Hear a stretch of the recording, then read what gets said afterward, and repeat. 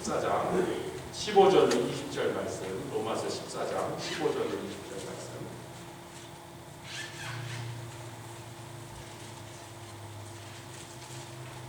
로마서 14장 15절로부터 20절 말씀까지 한 절씩 교독하여 보도록 하겠습니다. 로마서 14장 15절로 20절 다 찾으셨습니까? 네, 한 절씩 교독하죠. 만일 식물을 인하여 내 형제가 근심하게 되면 이는 내가 사랑으로 행치 아니함이라. 그리스도께서 대신하여 죽으신 형제를 내 식물로 망케하지 말라. 그러므로 너희의 선한 것이 비방을 받지 않게 하라. 하나님의 나라는 먹는 것과 마시는 것이 아니요 오직 성령 안에서 의와 평강과 희락이라. 이로써 그리스도를 섬기는 자는 하나님께 기뻐하심을 받으며 사람에게도 칭찬을 받느니라. 이러므로 우리가 화평의 일과 서로 덕을 세우는 일을 힘쓰나니 20절 식물을 인하여 하나님의 사업을 무너지게 말라. 만물이 다 정하되 거리낌으로 먹는 사람에게는 약하니라. 아멘. 할렐루야. 제가 2020년도 사실은 무슨 작업을 하고 있냐면 그냥 제가 필요해서 하는 작업들인데 지난 한 10년 동안 제가 나눈 메시지를 다 비디오로 다 찍었어요. 여러분들은 코로나가 발생한 이후에 그 퍼블릭으로 해달라고 요청해서 예배를 못 나오신 분에서 그때부터 유튜브 공간에 올린 거거든요.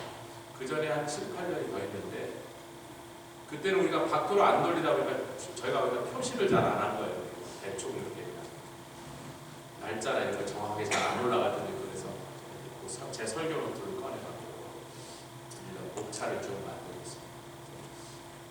그때는 안 올라갔은 게 한 7, 8년 동안 한 거니까 굉장히 많아요. 그래서 이미 지난 한 3, 4년 동안 한 것도 상당히 많으니까 다 올려야 될 필요가 있어요. 안 올리고 있는데 그 중에 제가 이제 부흥성인의 귀한 강사 목사님 모시기 이런 것들은 너무 귀한 말씀들이 있어서 몇 개 올려놨습니다.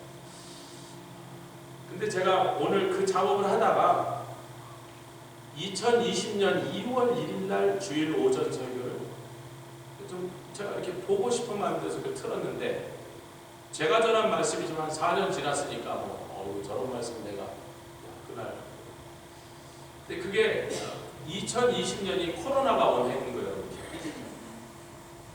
2019년 송구영신 예배를 준비하고 있는데 12월 31일 날 그날 제가 잊을 수가 없는 게 그런 일이 이렇게 자주 있는 일이 아니거든요. 송구영신 예배 설교를 다 준비하고 이제 송구영신 2019년 마지막 설교하고 2020년 시작할 때 여러분 송구영신 예배 다 오셨으니까 메시지를 다 준비하고 이제 저녁 때 이렇게 앉아 있는데 그때부터 계속 주님이 제 마음에 계속 말씀하십니다. 2020년도에는 큰 붕이 온다고 얘기해요. 그런 얘기를 공적인 자리에서 다 붕이 안 오면 목사 참 죄송하지만 떡이 됩니다. 붕이 와야지 얘기를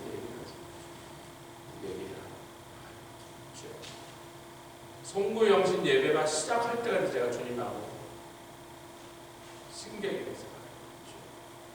아니 저는 예언자가 아니고 선지자가 아니고 저는 목사니까 그냥 목사님 설교만 하게 해주세요. 설교 준비 다 끝났는데 근데 여러분이 그 자리에 많이 앉아 계셔서 예배 시간에 이제 12시 자정이 딱 되는데 제 마음을 얼마나 짓누르신지 이제부터 벌어지는 일은 주님이 책임지셔야 된다고 해버렸습니다. 그리고 금식성회 때 주신 말씀과 그 다음에 1월달 몇 주 동안 주신 말씀들이 계속 부흥해가는 하박국의 말씀, 아모스의 말씀 계속 주셨는데 그러는 동안 이제 중국의 코빗이 한국에도 오고 미국도 캘리포니아 왔다는 소리 1월달에 우리가 들은 거예요. 그리고 피츠버그 이 골짜기까지 오겠어 이런 생각도 있고 뉴스에서는 나오니까 실감이 안 나는데 2월달쯤 되니까 이제 뉴욕에 왔어요. 그 중에 제일 먼저 걸린 사람이 여러분 기도하시는 민병갑 집사의 우리 매형이 2월달에 걸려서 병원에 갔는데 그 후로 5주, 6주 동안 그 병원에 코빗으로 온 사람 중에 그 사람 혼자 살았어요. 다 죽었어요. 한 명도 못 살았어요. 엄청나게 뉴욕 하스피럴 오브 퀸스라고 혹시 집사님도 아시나요? 옛날에 거기가 프레스베리안인가 뭐 하여튼 그런 이름인데 루터라든가 퀸스에서 굉장히 큰 병원인데 베드가 몇천 개 되는 하여튼 코비드 중증으로 다 죽었는데 저희 매형만 살았습니다. 여러분. 병원에 의사들이 와서 막 울고 막 너무 기뻐하고 정말 드라마가 벌어졌는데 그때쯤 이제 피츠버그도 드디어 온 거예요. 펜실베니아 2월까지. 근데 그 2월 첫 주에 여러분 오늘 올렸으니까 따끈따끈한 거는 아니지만 그래도 다시 대표스니까 한번 보실 수 있으면 보시면 좋겠습니다. 무슨 설교를 잘하냐 메시지가 뭔가 아니고 그때 하나님이 왜 그런 말씀을 하게 하셨는가. 코빗이 오기 5주 전에 온 세상에 부흥이 온다. 선포하라는 거예요. 선포를 했어요. 그리고 그 다음 주부터 우리 재직들이 저에게 목사님 다음 주에 우리 예배를 드린다고 해서 예배 드리죠. 그리고 다음 주에 오셨는데 얼굴들이 아주 굉장히 복잡한 얼굴 여기서 나타나서 앉으셨어요. 2월 둘째 주에. 그리고 셋째 주가 다가오는데 막 술렁술렁 사방에서 뉴스도 온 나라 온 세상이 술렁술렁하니까 재직들이 계속 저에게 물어보고 이번 주도 예배를 드릴 거예요. 장로님과 의논해서 우리가 임시 재직회를 해봤습니다. 대부분은 우리 그 자리에 재직으로 앉아있죠. 사실 제가 알겠습니까? 이게 도대체 어떤 상황이 앞으로 펼쳐질지. 지금 이게 뭔지 알 수 있겠어요? 뭐 그때 트럼프 대통령은 아셨나? 그때 트럼프가 대통령이었죠. 예. 그분은 아시나? 뭐 닥터 파우치는 아시나? 누가 도대체 이 상황을 어떻게 될지 알겠어요. 여러분들이 한 분 한 분 얘기를 해보라 그랬더니 도저히 목사님 예배를 보는 게 좋겠습니다. 지금 뭐 이 예배들이 다 잘못하고 2단으로 몰리고 막 어떻게 될지 모르겠습니다. 아니 그 다 맞는 소리죠. 이게 진짜 그럴 만한 분위기 그런 상황이었어요. 제가 장로님도 한마디 하시고 다 하셨는데 대체로 뭐 조금씩 다른 얘기를 하셨지만 대체로 이래서는 안 되겠다. 예배를 닫는 게 낫지 않겠는가. 그런 의견들이 대부분 그렇게 말씀하셨어요. 좀 세게 말씀하시는 거 살살 얘기하시는 분이지만 거의 모양은 글로 가고 있더라고요. 제가 회의를 주재하면서도 제가 계속 주님께 물었습니다. 아니 조 목사가 어떻게 알겠습니까? 윤 장로님이 어떻게 알겠습니까? 지금 이걸 어떻게 해야 될지 누가 여기서 알겠습니까? 주님 어떻게 해야 됩니까? 계속 묻고 있는데 몇 주째 묻고 있었죠. 아니 불과 몇 주 전에 온 세상에 큰 부흥이 온다고 선포하라고 의기양양하게 말하라 그래놓고는 그 다음에는 막 코빗이 기다렸다는 듯이 그 코빗이 쫓아와서 여러분 하도 코빗에 시달려서 코빗 얘기 하기만 해도 지금 짜증나는 얼굴이지. 한 3년 동안 너무나 손해볼 일이 많아요. 제가 거기 앉아서 주님 어떻게 했으면 좋겠습니다. 내가 봐도 막 이건 닫아야 옳은 일이 아닐까. 논리적으로 판단할 때 이성적으로 판단할 때 이거 닫아야 되는 게 아닐까. 정부에서도 막 압력을 가하지, 정치인들도 난리를 치지.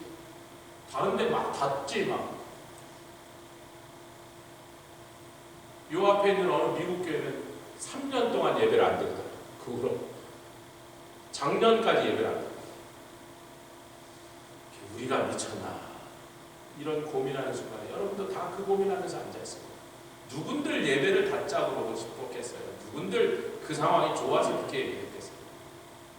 근데 너무나 이 어찌 해볼 수 없는 이 참 우리가 경험하지 못하고 어떻게 할 수 없는 그 상황 가운데서 막 우리가 제가 앉아가고 딱 앉아있는데 그때 제 마음에 딱 주시는 것은 말씀이었습니다. 마지막이 가까울수록 모이기를 패하는 자들이 어떤 것 같이 너희들 하지 말고 그날이 가까우면 갈수록 모이기를 그 말씀만 생각했어요. 뭐 여러분도 그러시겠지만 목사는요 말씀의 목숨 아멘 안 하시나요? 왜냐면 저는 메신저 주님이 전하라 그러면 돌 날라고 칼 나올 걸 알면서도 전하는 것이고, 주님이 말하지 말라는 어떤 것을 제가 보고 어떤 것을 들어도 말하지 못합니다. 그게 성경 공부하고 다른 거예요.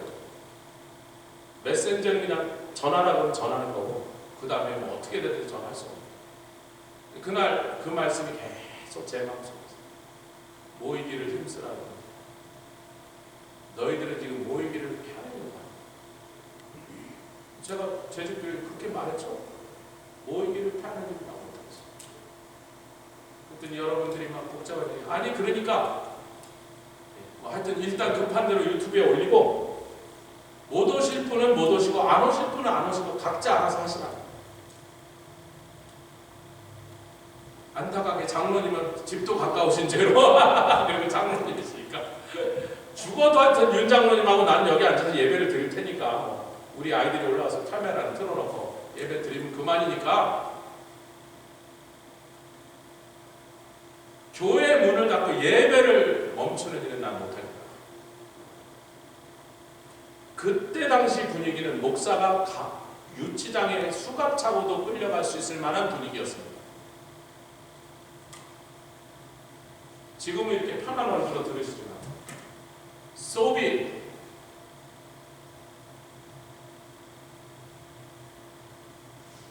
그리고 참 감사하게 재직들이 목사님 그렇게 합시다. 우리 중에 대부분의 사람들이 이런저런 이유로 나오지 못하고 집에서 방송으로 예배를 드리더라고요. 예배는 닫지 맙시다. 여러분 제가 그 결정이 잘했다 못했다 이런 차원의 얘기를 하는 게 아니라 교회는 말씀으로 움직입니다. 교회 부흥은 말씀 부흥이에요. 말씀이 부흥했더라 흥왕하더라. 그게 교회 부흥이에요. 숫자가 아무리 많이 늘어도 하나님의 말씀이 쪼그리고 무시당하고 하나님의 말씀 우리가 존중하지 않고 그 말씀을 밟고 다니면 그건 교회 부흥이 아니라 그 반대로 간 것입니다. 교회 부흥이 아니라 골짜기에 처박힌 거예요.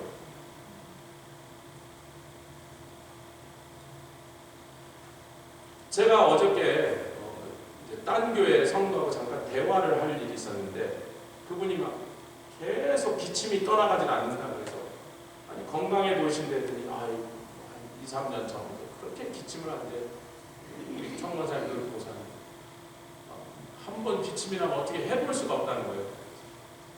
그래서 왜 그러시는 것 같아요? 그냥 저도 모르겠어요. 혹시 코비드 백신 맞으셨나 했더니 맞았대요. 그 다음부터 그러지 않았어요. 목사님 얘기를 듣고 보니까 그런 것 같은데 여러분 코비드로 인하여 우리가 입은 경제적인 손실은요. 우리 중국에다 청구서를 보내면 중국의 죄송합니다. 이렇게 일부러 웃기 중국 사람 빤스까지 다 베껴봐야 돼. 그래도 못 가. 그 사람 빤스 원하지도 않지만 결국 불태워버리지만 중국에 하여튼 돌 하나도 남겨놓고 중국 것 다 들고 와도 코비드로 인해 온 세가 겪은 전 세계 그것이 개인의 거든 국가의 거든 그거 다 못 갚아냅니다. 어마어마한 손실을 전 세계 값을 치렀습니다. 말씀드렸죠. 그때 당시 뉴욕에 가니까 우리 프라미스 교회 우리 형제 교회 우리가 사실은 그 교회 그 목회자를 모시고 올라왔던 목사님 죄송합니다. 우리 교회 장로님들 중에 돌아가신 분들만 10분이 넘습니다. 이번 코비드 지금 장로님만 10분이 돌아가셨어요. 성도는 헤아릴 수 없이 돌아가셨어요. 그게 뉴욕이에요. 내가 이런 상황에 다른 교회 집회를 갈 만하면 정말 저를 좀 용서해요. 그분이 나한테 사죄를 하시고 안 오시고 있어요.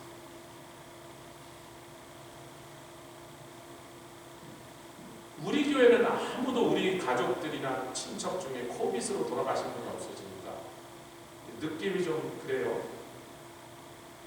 당장 제 매형도 그렇고 얼마나 많은 사람이 죽었습니다. 얼마나 많은 사람들이 백신 때문에든 코비드 때문에든 그 후로 원인 모를 병이 생겨갖고 저도 20년 동안 없어졌던 알러지가 다시 돌아왔는데 365일 이 알러지가 안 없어져요. 옛날에는 이 알러지가 그렇게 심할 때도 봄에만 했었거든요. 꽃가루 날릴 때만 한 2개월 고생하면 그 다음에 10개월은 괜찮았는데 지금은 뭐 매일 알러지가 있는. 아침에 가면 죄송합니다. 코 푸는 것부터 한 10분 동안 코만 한 30번 풀어야지 그 다음에 정상 가니까. 아니 커피를 끓이려면 커피로 콧물이 떨어지게 생긴데 어떡하겠습니까? 10분 동안 코만 풀다가 그렇게 아침을 시작해요. 안 해도 되는 얘기까지 너무 디테일을 많이 들려드렸는데 사람들이 일을 안 하려고 해요. 제가 알고 있는 수많은 경영하는 소기업이든 뭐 큰 기업이든 회사를 경영하는 분들이 회사를 경영할 수가 없어요. 아무도 일하려고 오질 않아요. 여러분도 뭐 사방에서 보시고 수많은 젊은이들이 우울증에 빠졌어요. 그 중에 저희 교회는 코비드 동안에 그렇게 크게 잃은 게 없어요. 헌금이 줄지도 않았고, 아멘. 성도가 줄지도 않았고, 그 와중에도 뭐 수련회도 하고, 부흥성회도 하고, 마스크를 끼고 부흥성회, 수련회, 가족 수련까지 다 했어요. 여러분 그 가족 수련회에서 자기 가정이 살았다고 웨스가 2년 전에 나와서 간증하잖아요. 그 가족 수련회가 안 했으면 자기 가정은 깨졌을 건데. 제가 알죠. 그 가족 수련회 마스크 끼고 한 그 코비드 한복판에 그게 2021년도입니다, 여러분. 대부분의 교회가 아직 주일 예배도 다시 이 부분에 있는 대부분의 한국 교회들도 주일 예배도 안 드릴 때 우리는 가족 수련회를 열었어요. 그리고 그 가족 수련회를 해서 누가 봐도 저 가정이 이제 안 되겠다 할 만한 상황까지 가족이 한 가정이 살아나고 한 가정이 살아난 걸로 끝났습니까? 그 웨스가 지금은 유스 디렉터가 이제 성교팀을 그거 팔아가려고 할렐루야 찬양 인도를 하는데 얼마나 주를 위해서 막 He's on fire. 그리고 이제 아름이 막 남편을 위해서 기도하고 좀 지난 날 그 집에 내 아이들이 막 하나씩 막 하나님을 위해서 불이 붙을 건데 누가 감당하겠어요 이런. 근데 그 2021년도에 그 가족 수련을 안 했으면 여러분들 다 아시는 대로 거의 끝장이었어요. 그러니까 저희 교회는 코로나로 인하여 손해본 게 하나도 없다 이렇게 말해도 과언이 아닙니다. 여러분들 동의하세요? 딱 한 가지 친교를 4년 동안을 중단했어요. 친교 음식을. 여러분 1986년도에 이 교회가 얼마나 기록을 잘한 교회냐면요. 제 오피스에 가면 파일을 딱 열면요. 1986년 11월 둘째 줄 아마 16일인가 그래요. 정확하게 11월 9일이었어. 오케이. 저쪽이 더 잘하지. 그때 앉아 계셨으니까 원년 멤버니까 기억력도 참네. 하여튼 그래 뭐 저희가 없었으니까 기록을 보고 11월 9일날 정정합니다. 한 30몇 명 정도가 이 교회 예배를 드리러 왔고 외부에서 온 손님들까지 하면 뭐 더 있는데 손님들은 기록하지 않는데 그 30몇 명 이름을 누가 다 기억해놨어요. 물론 이준환 목사님 기록하라고 누구한테 지시를 했거죠.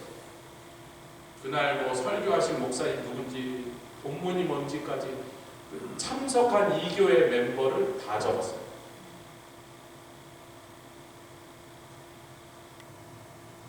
(1986년부터) 2020년도까지 한 주도 빼놓지 않고 친교 음식을 했어요. 저 미국 교회를 빌렸으면서 눈치 보면서도 물론 뭐 김치찌개 끓이고 뭐 된장찌개는 못 끓였지 뭐 하셨는지 좀 몰라. 뭐 하셨어요 장로님 그쪽에서 친교를 뭐 했어요? 예? 샌드위치. 아니 그 상황에서 샌드위치라도 먹는 게 어디예요?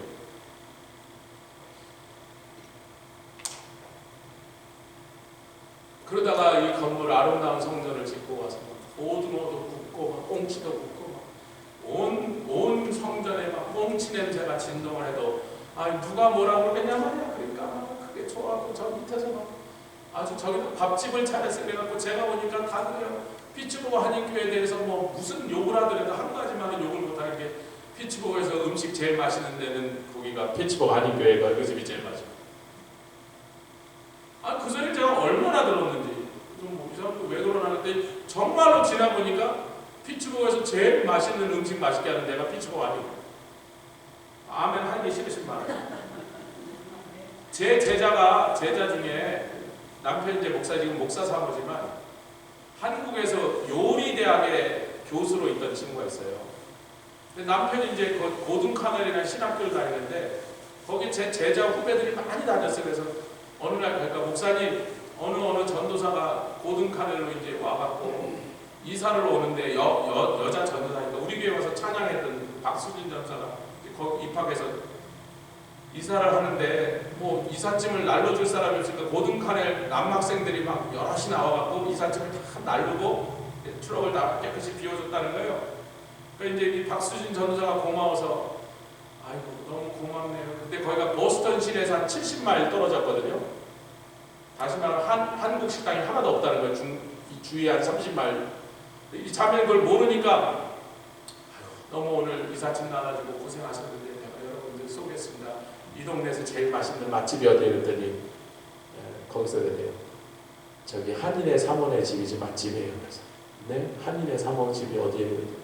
이 한인의 사모 제 제자 요리대학 교수 이 동네에서 맛있는 거 먹으려면 그 집 가야 된다. 그래서 그 집 가서 남편은 이삿짐 나눠주고 부인은 요리해서 이제 대접을 하고 피츠버그에 와서 맛집을 찾으면 어디라고 해요?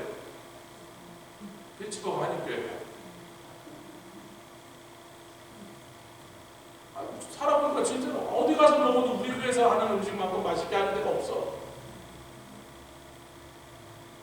근데 제가 다시 친교 음식을 매일 하자니까 아니 뭐 내가 이제 늙어서 막 기운도 없고 막 사방 쏘시는데 저 목사가 우리를 잡아 죽일라 그러나 그런 얘기들이 돈대요. 제가 오늘 하루 종일 2024년 매주 몇 월 며칠 주일 음식 담당 누구, 설거지 담당 누구를 캘린더로 뽑아내놨어요. 3개씩 내가 성경을 곳곳에 붙여가지고. 여러분 저희는요 부교역자로 다니던 교회에서 한 주에 한 집씩 돌아갔을 때 거기는 먹는 숫자가 100몇십 명 됐습니다. 여기가 훨씬 많다는 뜻이에요. 한 집이 돌아가면서 했어요. 그러면서 뭐라 하냐면 사역자들은 대표한 담임 목사, 전도사 셋, 부목사 넷, 5집은 다 빼줬어요. 근데 저희가 얻어먹다 보니까 너무 집사님들이 안쓰러운 거예요. 우리는 하겠습니다 그래갖고 이 사람이 애 넷을 이렇게 알잖아요. 그때쯤 찬영이가 한 6살, 조아라가 7살, 상둥이 한 2살 이럴 때 우리 합니다 우리 그래서 오늘 제가 그걸 짜면서 목회자는 뺍시다 이러면 그래서 우리 가정도 똑같이 났습니다. 아멘 하십시오. 뭐 1년에 그래봐야 2번, 3번 34년 동안 우리가 했어요. 코비드 때문에 4년을 못했어요.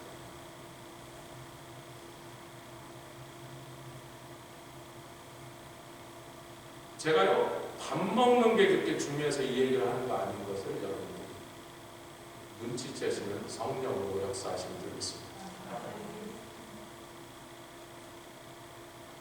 사실 여기서 먹는 것보다 우리 집에서 먹는 게 맛있을 때가 저는 그냥 집에 가서 30m만 걸어도 우리 집에 밥이 있잖아요. 여러분 목사가 설교 2번 하고 내려왔을 때쯤에는 사실 온몸에 침이 다 빠진다면 빨리 집에 가서 잠시 한 1~2시간 쉬고 그 다음에 정신 좀 차리고 뭘 먹고 국수를 먹어도 맛있는 거예요. 그 상태에서 내려와서 솔직히 그게 무슨 맛있는 거여도 별로 맛있게 느끼고 토요일날 밤부터 주일날 아침에 저한테 입에 입맛이 아무것도 없어요. 어떤 음식을 줘도 제 입에 맛없어요. 토요일날 밤부터 어떤 음식도 제 입에는 아무 맛을 못 느끼고 주일날 아침엔 절대로 한 번도 안 먹었어요. 설교 2번 하고 내려오면 죄송합니다 여러분 뭘 줘도 별로 맛있지 않아요. 왜 우리가 이걸 하자 그랬죠? 왜 우리가 했죠? 주일날 그 말씀을 좀 나눴는데 오늘 이 말씀을 더 자세하게 나누라고 마음을 주셔서 이 말씀을 주셔서 제가 한번 보겠습니다. 그 집사님이, 다른 교회 집사님이 그러시는 거예요. 목사님, 사업을 하시니까 요즘 그 코로나 전에도 사업을 했는데 지금도 계속 늘펴가고 있는데 코로나가 끝난 3, 4년이 지난 다음에 얼마나 사람을 구하기도 힘들지만 사람을 구해도 너무나 사람들이 자기 중심, 개인적, 그걸 좋게 표현해서 나쁘게 면 이기적으로 변한다. 여러분들 그렇게 느끼세요? 코로나 전과 사람들이 굉장히 심성이 달라졌어요. 3년 동안 나 죽을까봐 나만 염려하다 보니까 이게 굳어져갖고 이 파스처가 펴지질 않아갖고 일단 나부터 신경 쓰고 나부터 챙기는 내 몸부터 걱정하는 것으로 온 세상 사람들의 마인셋이 그렇게 변화되어 있습니다. 주님이 기뻐하시는 일들이니까 마귀가 원하는 짓이다.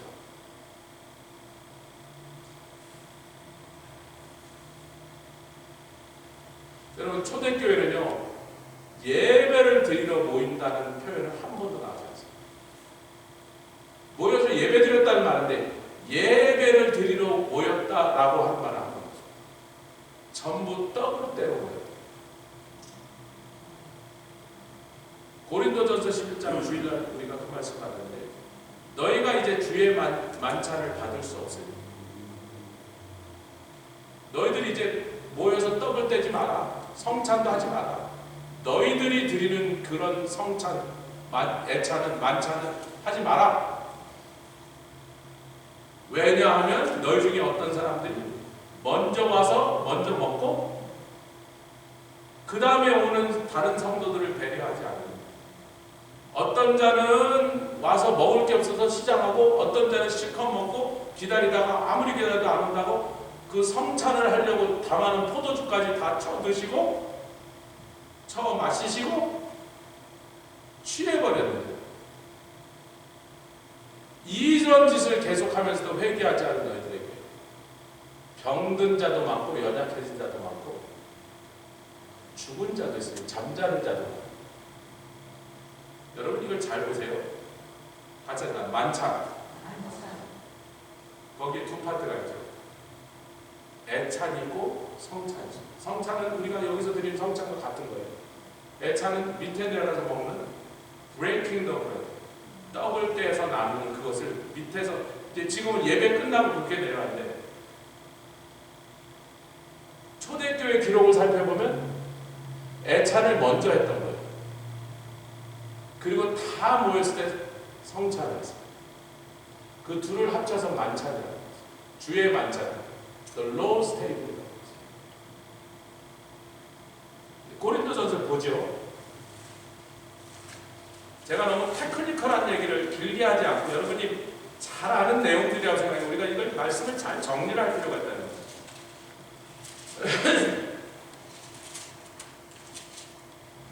고린도전서 11장 20절부터 우리가 한번 한 절씩 교독해서 고린도전서 11장 20절부터 제가 한 절이고 여러분 한 절이고 20절부터 갑니다. 그런 중 너희가 함께 모여서 이제는 주의 만찬을 먹을 수가 없으니 먹지 못한다.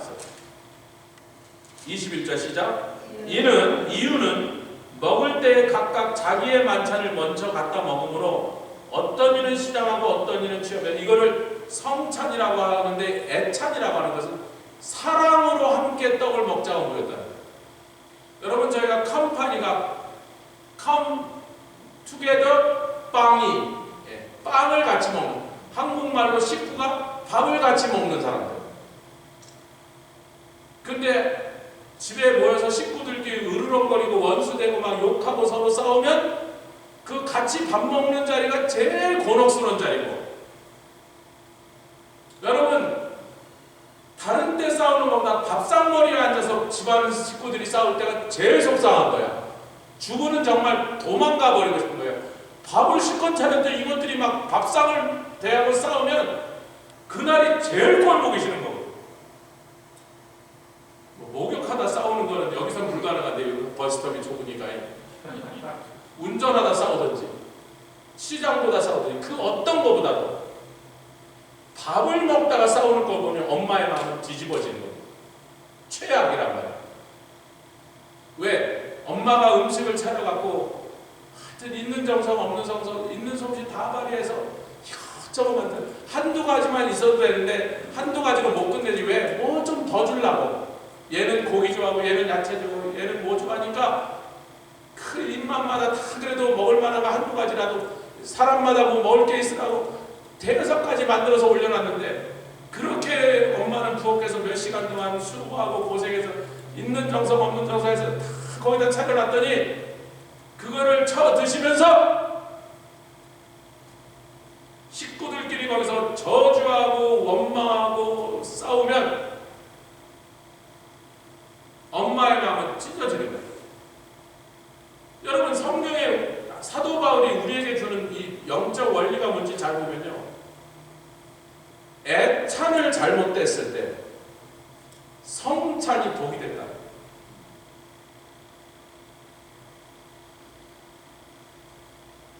너희들끼리 서로 하는 짓에 따라서 주님과의 관계에도 너희들끼리 하는 일이 주님과의 관계도 결과를 바꿔줍니다. 여러분 성찬은 예수님이 하신 일을 기념하는 겁니다. 우리의 행동과 우리의 결정과 아무 상관이 없어요. 아멘. 그냥 예수님이 흘리신 피를 믿고 구원받고 감사하고 그래서 여기 모인 거예요. 뭐 내가 보탤 것도 없고 뺄 것도 없고 내가 아무것도 거기다 할 게 없습니다. 아멘. 그냥 예수님이 하신 걸 믿은 사람이 여기 모여서 구원받은 사람끼리 모여서 같이 떡을 떼려고 모인 거예요. 거기 뭐 달라질 게 없는 거예요. 그거는 정해진 거고 아멘. 변할 게 없는 것입니다. 보탤 수도 없고 뺄 수도 없는 거라. 그런데 그 성찬이 우리에게 복이 되고 은혜가 되고 생명이 될 것인지 그 성찬이 독이 될 것인지 왜? 받고 죽었다니까. 그것이 어디서 결판난다 사도 바울이 지금 말하고 있는 거예요. 너희끼리 밥을 같이 먹는 애찬에서 그것이 결정된다.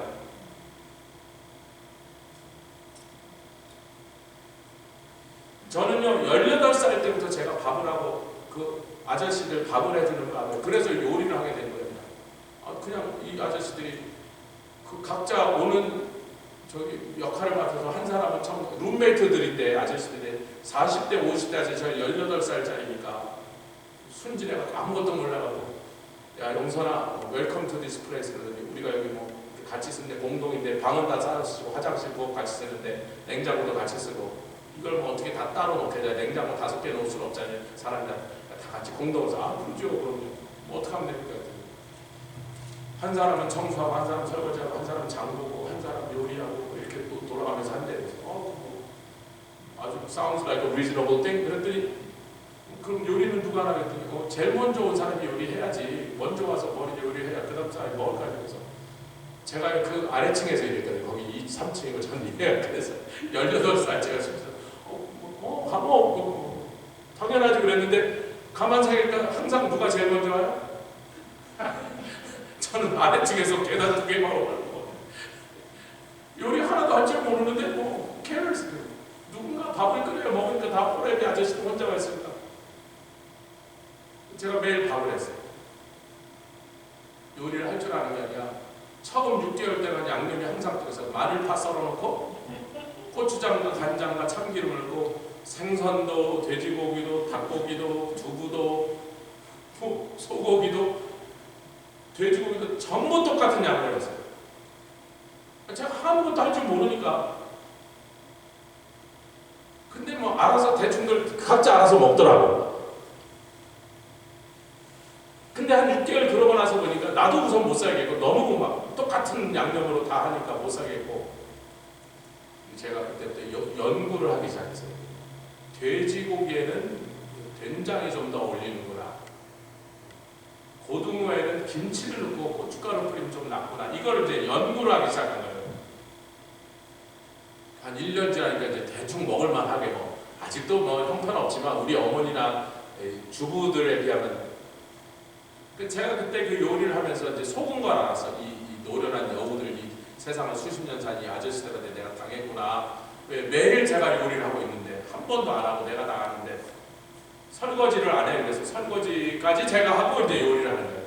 설거지 하세요 아저씨. 내가 밥 했으니까 아저씨 설거지 차례잖아요. 야 신문 좀 읽고 할게 이놈아. 그런데 뭐 우리 아버지 나이랑 비슷한 분한테 뭐라 그래서 그냥 아이고 신문 읽고 꼭 설거지하고 다음날 와보면 길 가고 없어 그 인간이. 그래서 막 냄비 닦고 솥 닦고 그릇 닦고 접시 닦고 왜 그 밥할 때 담을 수 있는 그릇 사람마다 밥그릇 하나 국그릇 하나 접시 하나밖에 없어. 냄비 2개 솥 단지 하나. 그걸 씻어야 요리를 할 거 아니야. 매일 제가 설거지도 하고 요리도 하고 그랬어요. 그 요리하면서 제가 깨닫게 됐어요. 솜씨가 있고 없는 것도 중요하지만 다른 사람한테 음식을 대접하려면 사랑으로 해야 되는 거야. 청원사님만 아멘 하시고 나머지는 사랑 없는 거 드세요. 정성으로 해야 돼요. 나 혼자 먹을 땐 솔직히 막 손 안 닦고 대충 먹어도 뭐 내가 먹을 거니까 뭐 그래도 손 씻고 하는데 뭐 급할 때 어떤 얘기나 몰라 그리고 집어넣을 때도 있는데 내가 아닌 누군가 다른 사람 그게 우리 식구든 친구든 누구든지 내가 아닌 다른 사람을 음식을 만들어서 드시게 하려면 제가 저 혼자 먹을 때 야채를 2번 씻는데 다른 사람이 먹는 야채를 3번 씻습니다. 찬영아 그러냐?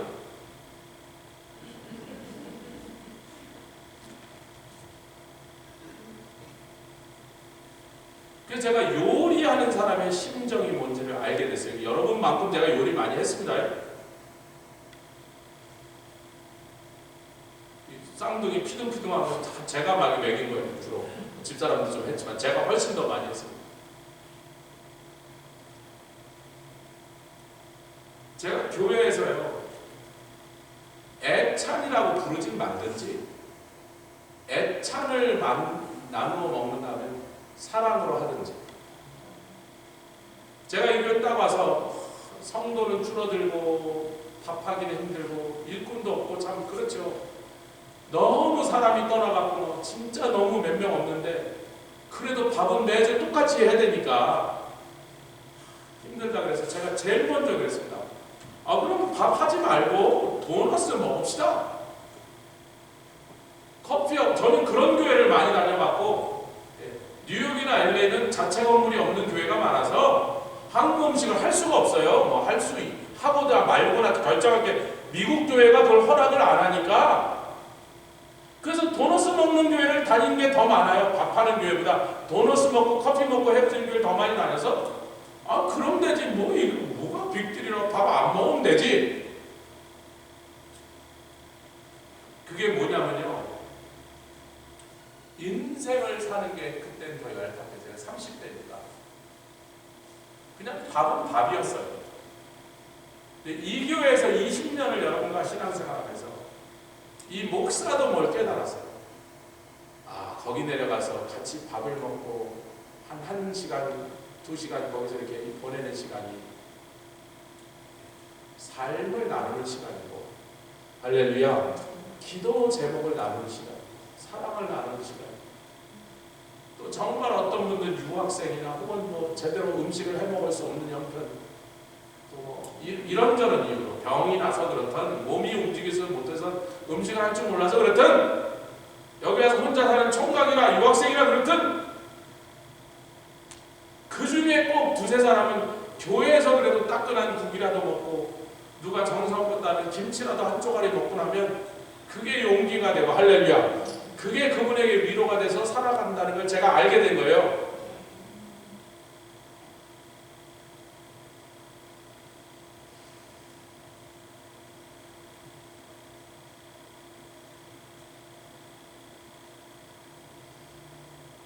여러분 사도행전 6장에 그 대단한 성령이 강림하여 지구상에 최초로 세워진 예루살렘 교회가 제일 먼저 분쟁이 뭐 때문에 일어났다고 합니다.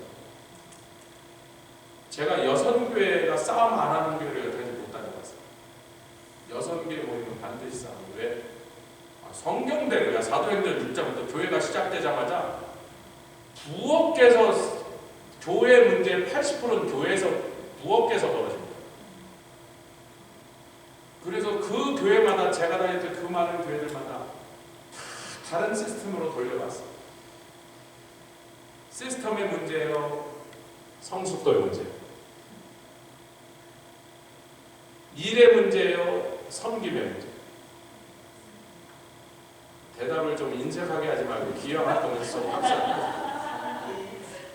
제가 다닌 교회 중에요, 점심 식사를요 구역별로 하자, 여성교회별로 돌아가고, 큰 교회는 여성교회가 여러 개 있단 말이에요. 제일 여성교회, 저희 교회에서 여성교회가 20개 있는 데도 있고 30개 있는 데도 10,000명씩 모이는 데는, 제가 다녔던 데도 1,000명 넘게 모이는데 여성교회가 4, 5개란 말이지. 1, 0, 2, 이렇게 돌아가고, 구역별로 하자, 선교회별로 하자, 청년부도 하라 그래라 막 이러고, 나 참 집집마다 하라고 그러고. 저 LA에 그 베델 교회를 갔더니 성도가 한 4,000명 되는데, 설마 여기는 예배 끝나고 밥 안 주겠다 이랬더니, 아 목사님 저 식사하고 가십시오. 그래서 여기도 밥을 해요. 그랬더니 성도가 4,000명인데 한 1, 2, 3분쯤 하니까 한 예배 한 1,500명이 이제 오는 건데요, 밥을 했대. 그래서 이 많은 사람이 어디 가서 하냐고. 저희는 거기서 목회자 컨퍼런스 할 때니까 그 교회 식당에 한 400명밖에 안 들어가게 생겼어요. 테이블 한 80개 있고, 한 테이블 한 6명 아니고 400명? 1,500명이 어디로 들어가나 그랬더니, 거기는 1년 중에 10개월은 비가 안 오잖아요. 교회 마당에 다 앉아가고 꽃밭에 바닥에 앉아가고 걷다가서 먹는데, 그날 메뉴는 짜장밥이에요. 부엌을 제가 봤어요. 우리 교회도 하도 시끄럽고 말이 많으니까 이 교회는 이 1,500명, 아니 3번 1,500명 예배 3번 끝날 때마다 밥을 안 돼요. 4,500명을 먹인대. 그래서 내가 도대체 어떡하나 그랬더니 키친팀에 남자 20명, 여자 20명이야. 남자들은 쌀 나누고 짜장 이만한 가마솥을 한 10개쯤 얹어놓고 짜장을 하고. 근데 거기는 1불씩 받더라고요. 재료비 쌀값 정도인데. 근데 짜장밥이 1불이고, 그래도 김치하고 단무지 한 번 줘야 맛있게 해놨더라고요.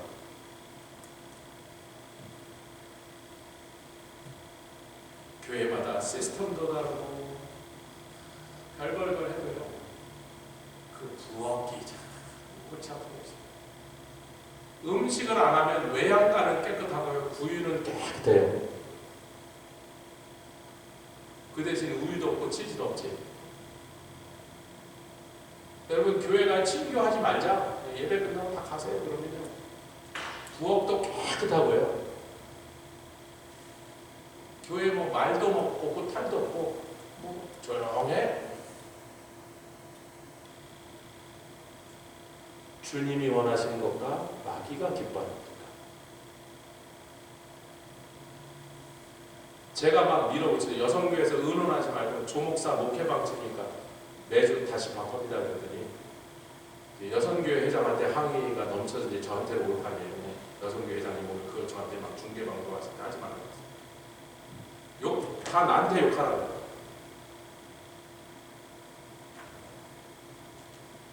여러분, 우리가 장난치면 안 돼요. 여러분 모두가 하나님이 기뻐하시는 거 모여서 성도의 교제하면서 떡을 떼는 것입니다.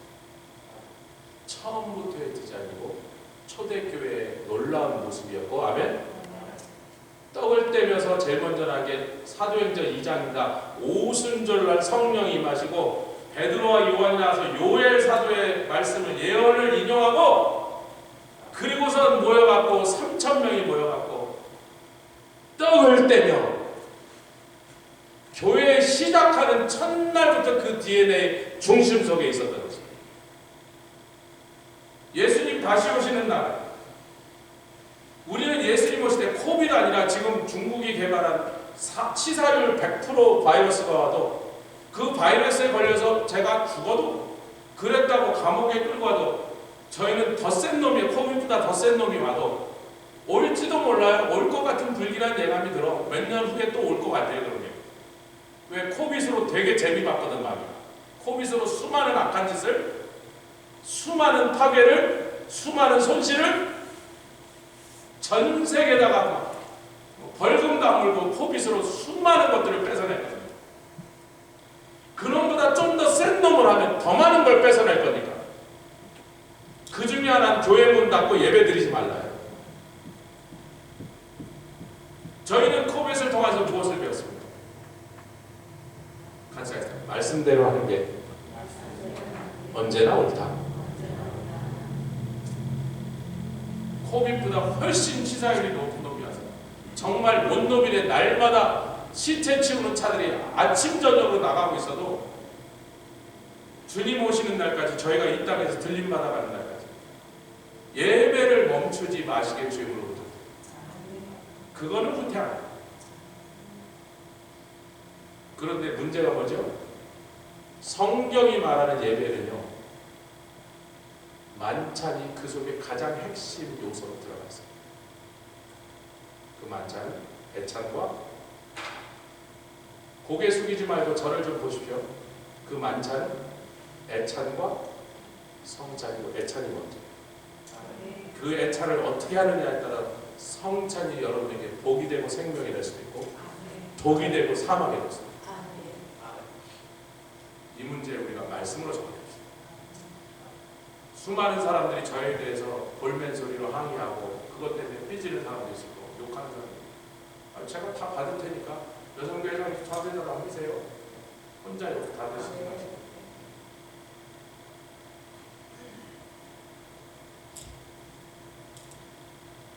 오늘 말씀이 우리에게 뭘 말씀하시겠어요?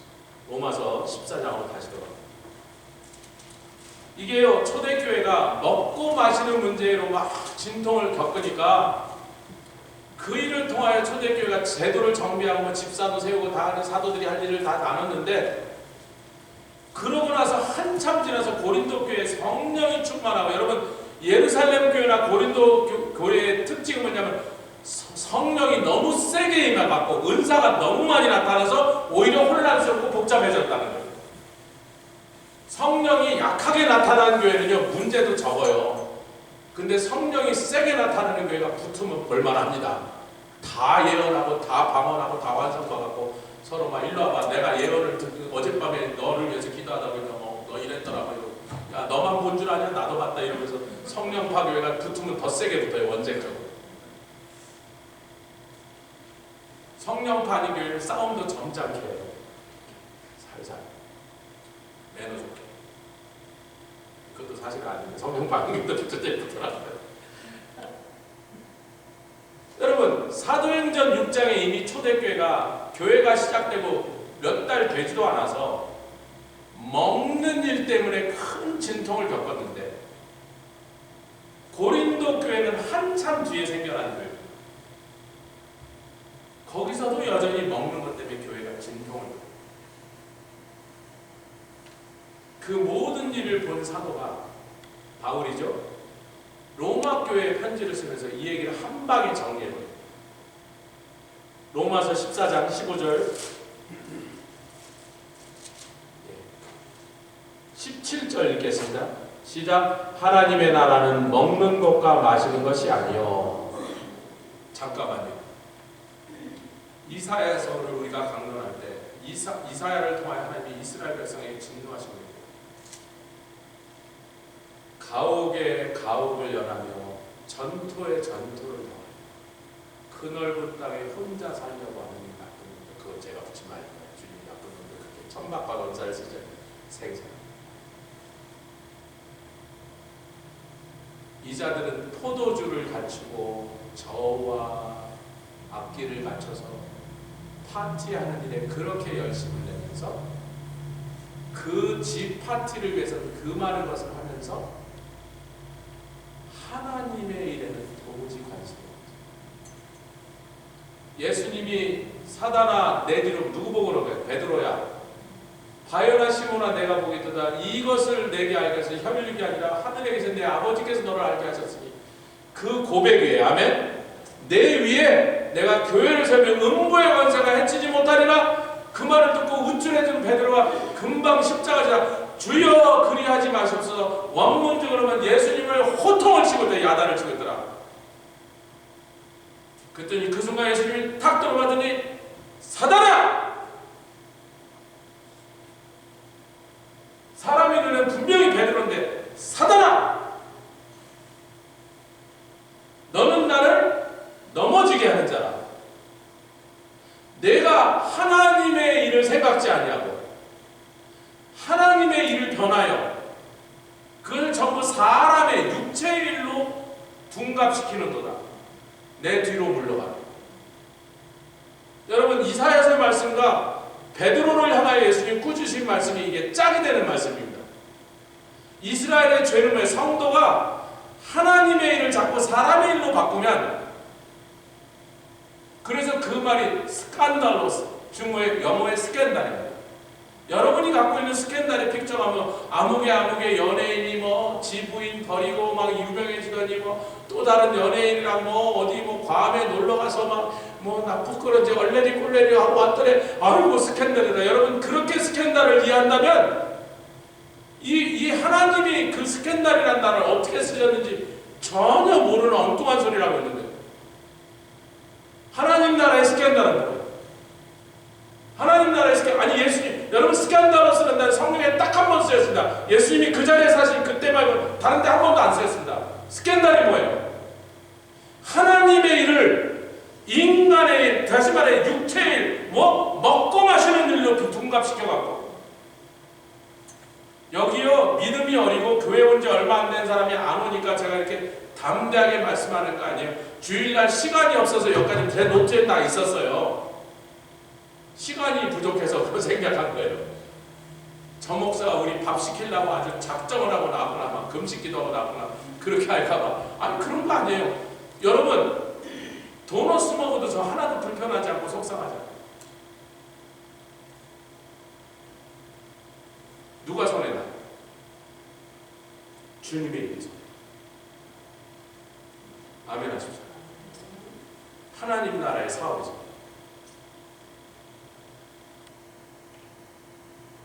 제가요 여러분한테 분한 게 아니고 여러분한테 속상한 게 아니라 우리 성도들한테 속상한 거예요. 지금 마귀한테 분해서, 죄송합니다, 마귀한테 좀 이 새끼 저 새끼 그래도 되죠? 새끼야, 네가 코빗으로 우리 교회에서 예배를 문 닫으려고 했고 성도들을 아프게 했고 경제적으로 손해나게 하고 수많은 것들을 힘들게 하고 저도 마스크 끼고 설교하고 찬양 인도하느라고 죽을 뻔했습니다. 근데 마스크가 자꾸 코를 막아서 숨을 쉬어가서 장로님 막 사주신 막 비닐 같은 거 플라스틱 이렇게 했더니 좋긴 좋은데 그 플라스틱이 닿은 데가 집에 가면 이제 거기 땀으로 그게 다 가고 몇 시간 동안 문제가 여기가 다 까졌어. 다시 여러분 앞에 서기 전에 열심히 약 바르고 다시 나오고. 저만 힘들어서 여러분도 마찬가지. 네가 우리에게서 수많은 것을 도둑질하려고 했어. 우리가 하나도 너에게 빼앗기지 않는다.